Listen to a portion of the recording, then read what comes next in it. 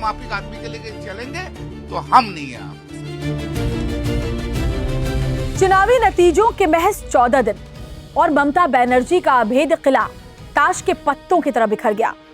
जो दीदी दिल्ली से लेकर कोलकाता तक बीजेपी को ललकार रही थी, आज उन्हीं के पैरों के नीचे से सियासी जमीन खिसक चुकी है। ऑल इंडिया तृणमूल कांग्रेस यानी टीएमसी अब टुकड़ों में बंटने की कगार पर है।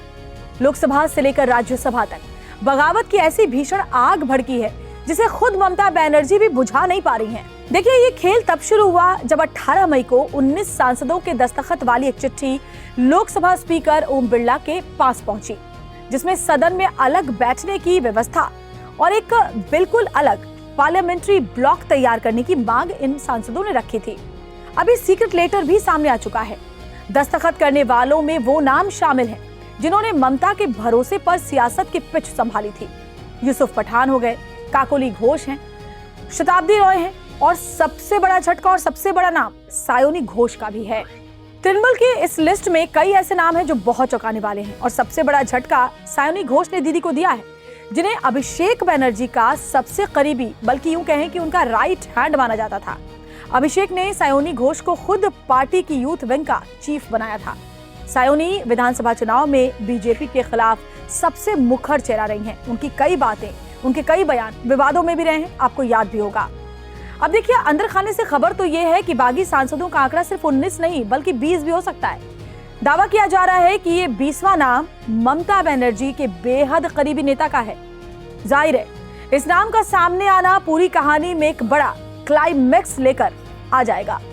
जबकि पार्टी के सांसद और ममता खेमे के नेता सौगत रॉय ने हमसे जब बात की, जब हमारी टीम ने उनसे बात की, तो उन्होंने दावा किया था कि अभी तीर कमान से नहीं निकला, बल्कि दीदी चाहे तो अब भी इस बगावत को रोक सकती हैं और पार्टी को टूट से बचा सकती हैं।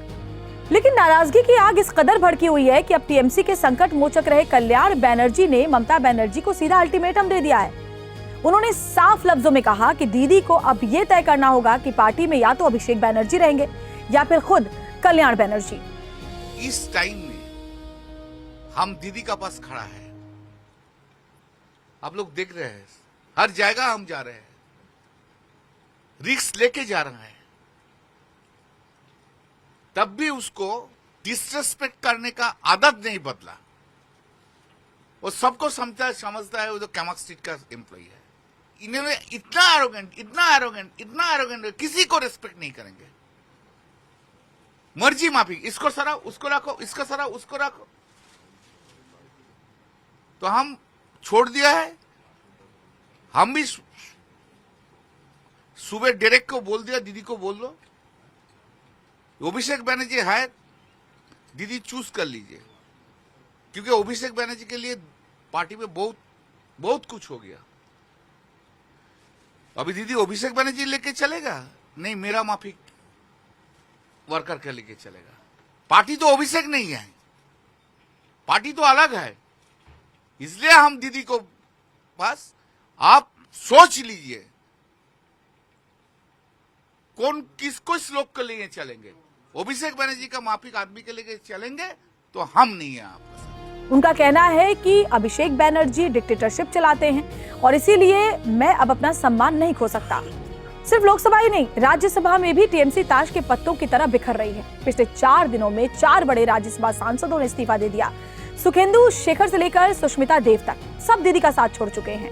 दीदी को विश्वास नहीं था कि ऐसा हो जाएगा हार के बाद। देखिए, मैं तो सिर्फ अपने बारे में ही जवाब दे सकती हूँ कि मैंने आज सुबह सर्वभारतीय तृणमूल कांग्रेस के सदस्यता से मैंने रेजिग्नेशन दिया है और राज्यसभा सीट भी मुझे पार्टी ने ही दिया था। तो अगर पार्टी छोड़ा है तो राज्यसभा की सीट भी छोड़नी चाहिए और इसके कारण मेरे व्यक्तिगत है, राजनीतिक भी है। तो इस पर मैं इस वक्त ज्यादा टिप्पणी नहीं करूंगी, जब वक्त आएगा आप सबसे जरूर बात आगे बीजेपी। देखिए, आगे मुझे सिर्फ इतना ही पता है कि कल मैं आसाम जा रही हूँ अपनी बहनों और माताजी से मिलने। अब इस महाटूट पर बीजेपी ने तंज कसा है। बीजेपी का कहना है कि परिवारवाद के चक्कर में टीएमसी अब टुकड़ों में बंट गई है। लड़ाई अब टीएमसी बनाम नकली टीएमसी में है और इसमें भी ममता दीदी की हार लगभग तय मानी जा रही है, तो बीजेपी भी हमलावर है। टीएमसी तो कुल मिलाकर, टीएमसी का मतलब बन चुका है टुकड़ों में कांग्रेस। मतलब हर 1 घंटे से कोई उनका सांसद छोड़कर जा रहा है। और ये इसलिए हो रहा है क्योंकि ये पुत्र मोह, परिवार मोह, भतीजे मोह में इन्होंने पार्टी गंवा दी। पहले विधायक गए, फिर लोकसभा के सांसद गए, फिर राज्यसभा के सांसद छोड़ कर जा रहे हैं। और इस बीच हम देख रहे हैं कि कैसे कांग्रेस पार्टी ममता बनर्जी और अभिषेक बनर्जी को ह्यूमिलिएट करी। भाई उनका दर्द तो पुराना है, उनका दर्द ये है कि भाई 98 में कांग्रेस को तोड़कर ममता बनर्जी ने टीएमसी बनाई। राहुल गांधी को कहा कि तुम टीआरपी बढ़ाते हो बीजेपी की। तो अभी अधीर रंजन से लेकर, उदित राज से लेकर इमरान मसूद जैसे नेता ममता बनर्जी को आंख दिखाते हुए कह रहे हैं ममता जी नेतृत्व तो मानना पड़ेगा राहुल गांधी का और आना पड़ेगा कांग्रेस की शरण में। तो मुझे लगता है कितनी दयनीय स्थिति है कि परिवारवाद के चक्कर में क्या हो जाता है नेताओं को। पर ये अब भी एक डिनायल मोड में है, डिल्यूजनल मोड में है। चलो एनीवे, अगर राहुल और अभिषेक एक साथ आते हैं तो अच्छा है। वो 2 युवा नेता, उत्तर प्रदेश में तो उनका काम नहीं हुआ अखिलेश और राहुल का, तो कम से कम अभिषेक और राहुल एक नई फिल्म बना सकते हैं 2 युवाओं की, है ना। जाहिर है टीएमसी में मचे भगदड़ को ममता बनर्जी भी नहीं रोक पा रही हैं चाहकर। उन पर भतीजावाद और परिवारवाद के आरोप लगातार लग रहे हैं। उन पर आरोप लग रहे हैं कि अभिषेक बनर्जी के चक्कर में उन्होंने पूरी पार्टी गंवा दी। लेकिन बड़ा सवाल यह है कि क्या ममता बनर्जी अपनी राजनीतिक सूझबूझ से इस महासंकट को टाल पाएंगी, या फिर माँ, माटी और मानुष का नारा देने वाली दीदी की पार्टी अब सिर्फ ममता और अभिषेक की पार्टी ही बनकर रह जाएगी। क्योंकि आपने देखा होगा जिस तरह से कांग्रेस के साथ ममता बनर्जी की नजदीकियां सामने आई, सोनिया गांधी से वो मिली, गले लगने की तस्वीरें सामने आई, उसके बाद मर्जर की भी खबरें सामने आई कि क्या टीएमसी कांग्रेस में मर्ज कर जाएगी, विलय हो जाएगा। हालांकि फिलहाल टीएमसी ने इससे इनकार किया है, लेकिन भविष्य राजनीति क्या होगा ये समझना बहुत मुश्किल नहीं है। क्योंकि जब समझिए, जब सत्ता जा चुकी है, सरकार जा चुकी है, पार्टी जा चुकी है, तो ममता दीदी के हाथ में है क्या। और ममता दीदी अभी भी आंखों पर पट्टी बांधी हुई है, अभी भी उन पर भतीजावाद के आरोप लग रहे हैं। और जो उनके बेहद करीबी लीडर्स थे उन्होंने भी उनसे कहा है कि या तो अभिषेक बनर्जी या तो हम, यानी वो साफ साफ कह रहे हैं कि दीदी से बैर नहीं लेकिन अभिषेक की खैर नहीं। बावजूद इसके ममता बनर्जी मानो आंख मूंदे बैठी हैं और अपनी पार्टी को यूं हाथ से निकलता हुआ चुपचाप देख रही हैं।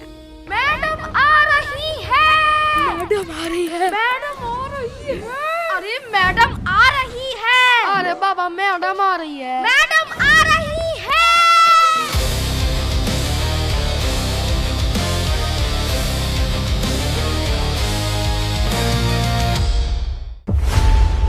खबरों की रणभूमि में यहाँ शोर नहीं सोच लड़ती है, जहां शब्द नहीं फैक्ट्स वार करते हैं और हर सवाल खोलता है सच की नई परत।